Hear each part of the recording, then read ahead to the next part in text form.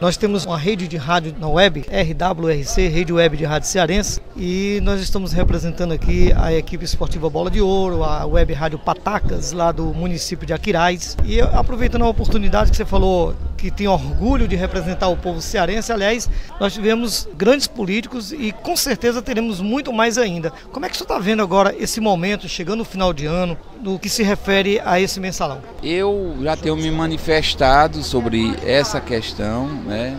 A todos os ouvintes que estão na rede web de Rádio Cearense, dizer que eu sou um crítico evidente do processo de julgamento de exceção que nós tivemos no país, porque eu, como advogado, sei que um julgamento ele tem que ser pautado pela isenção, pela imparcialidade e, sobretudo, baseado em provas.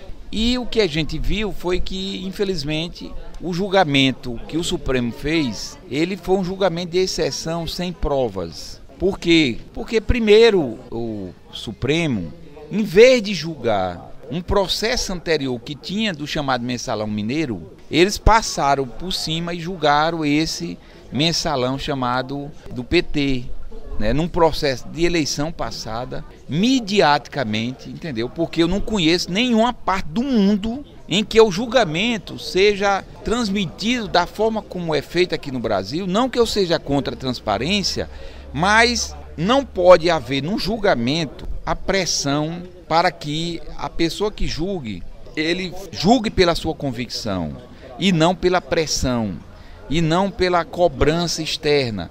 É tanto que nos jurados, o jurado tem que se recolher numa sala, tem que conhecer e fazer um julgamento isento e neutro, baseado em provas. E nós tivemos, nesse julgamento do mensalão, não foi isso que aconteceu. Foi um julgamento de pressão midiática, onde as pessoas já estavam previamente condenadas, entendeu? Foi uma pressão política? Foi pressão política, né? Sem provas, porque não tem prova de que os recursos que foram usados foi de natureza pública, está provado inclusive, porque tem laudos periciais da própria Polícia Federal, em que coloca que os recursos que foram utilizados do Visanet foram de natureza privada e não pública, e, portanto, eles não obedeceram essa questão, não atenderam, julgaram baseado numa teoria do fato, que é uma teoria de um jurista alemão, que é uma teoria nazista, em que, não, você é judeu, já está condenado, sem prova.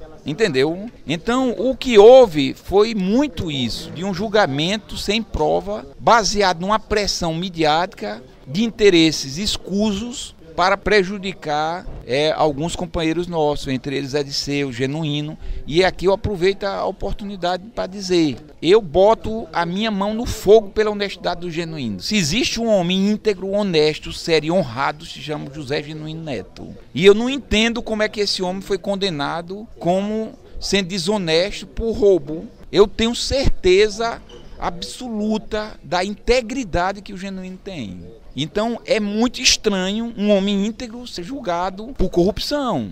Então você levanta uma suspeita muito grande. E eu digo isso sem medo de errar. Além disso, esse Supremo julgou passando por cima de todas as prerrogativas do conhecimento, o que deve estabelecer o processo civil brasileiro. Todo cidadão, quando é julgado, quando ele não tem fórum privilegiado, e eu sou deputado federal, eu tenho um fórum privilegiado, eu sou julgado pelo Supremo. Mas quem não é deputado, quem não é desembargador, quem não é governador, quem não tem fórum privilegiado, ele tem que ser julgado pela primeira instância. E depois ele tem que ter direito a um segundo julgamento, até um terceiro. E aqui eles pegaram, julgaram no Supremo, pessoas que não têm um fórum privilegiado nenhum e não deram o direito de um novo recurso para um novo julgamento. Então, eu tenho uma posição extremamente crítica com relação a esse julgamento do Supremo Tribunal Federal. Eu questiono totalmente esse julgamento. Para mim, é uma grande farsa desse julgamento que nós tivemos. Segundo, vocês viram o que aconteceu agora com as prisões que o presidente do Supremo promoveu.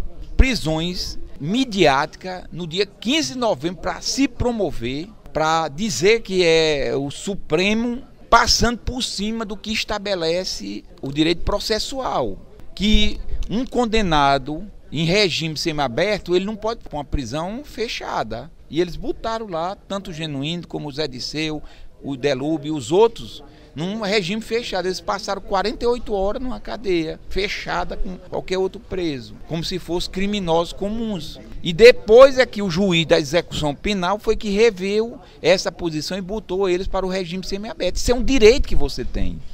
No entanto, o presidente do Supremo Tribunal, o senhor Joaquim Barbosa, extrapola todas essas questões e por isso ele foi objeto, inclusive, de uma denúncia dos maiores juristas do país, comandado pelo grande constitucionalista Celso Bandeira de Mello e outros juristas como Ives da Granda Martins, que disse inclusive que Zé Disseu foi condenado sem provas, contestando esse julgamento do Supremo Tribunal Federal.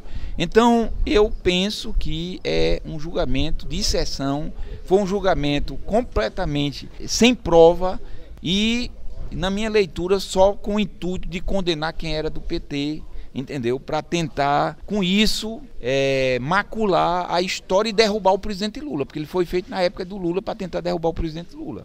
Não conseguiram porque o povo não deixa o Lula ser derrubado, porque a gente sabe que o Lula foi o pai do povo brasileiro, né? Deputado Zé Ayrton, eu, por sinal, posso lhe confessar que tenho uma admiração muito grande pelo seu trabalho, pelo povo cearense, pelo povo brasileiro de um modo geral, porque nós estamos no encontro da SEJ, Associação Cearense dos Jornalistas do Interior. Só um pequeno detalhe, esse silêncio da presidente Dilma e do ex-presidente Lula tem a ver com as próximas eleições para presidente? Olha, não. O que tem é que o presidente Lula e o presidente Dilma, pela posição que eles têm, é muito delicada essa questão, porque entra num processo de confronto muito grande contra uma instituição que nós temos que respeitar, que é o Supremo Tribunal.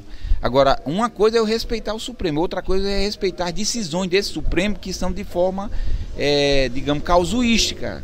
Então eu respeito, entendo a posição e acho que ela está correta, ela não pode estar se confrontando com os poderes, entendeu? Tem que construir um processo de diálogo, de harmonia e é por isso que a gente entende a posição. Mas nós do partido e aqueles que sabem o que é direito, o que é justiça, não pode ficar calado diante da barbaridade de um julgamento de exceção que foi promovido pelo Supremo Tribunal Federal. Vamos torcer que o deputado Zé Disseu, genuíno, venha para casa nesse Natal, passe com seus familiares. Eu torço muito, estive com ele, visitei eles lá no presídio, no complexo prisional da Papuda, inclusive fui um dos primeiros a abraçá-los, a cumprimentá-los, porque eu sei do trabalho, do compromisso dessas pessoas que deram a vida pela liberdade, pela justiça do nosso país.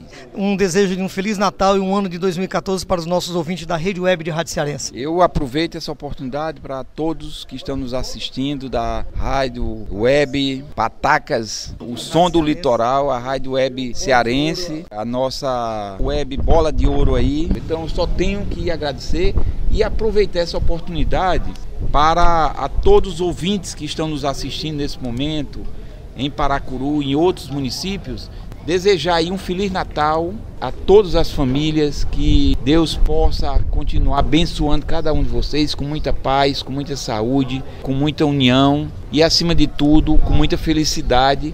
Feliz Natal, que Deus abençoe cada um de vocês e um próximo ano novo com muita paz, com muita saúde para todas as famílias que estão nos assistindo nesse momento. Muito obrigado. Muito obrigado, deputado Zé Ayrton. Forte abraço aqui à Rede Web de Rádio Cearense. Eu, Jones Cavalcante, fiquei da cidade de Paracuru nesse encontro da SEJ, RWRC, Rede Web de Rádio Cearense.